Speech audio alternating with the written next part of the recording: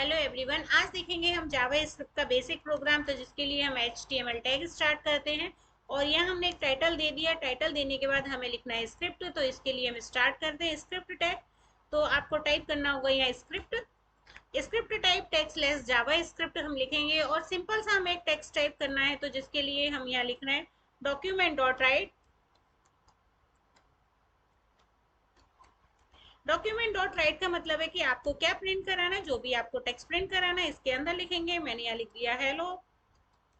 Okay. File को हम save करेंगे, जो कि मैंने पहले से ही HTML में सेव करके रखी है। अब हमें इसे ब्राउजर पर रन कराना है। ब्राउजर पे जाएंगे, यहाँ देखिए मैं इसे रिफ्रेश कर रही हूँ, हेलो वर्ल्ड लिखा हुआ आ गया।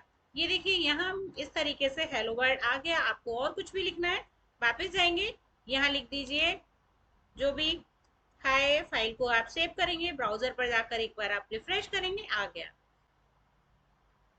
Thank you.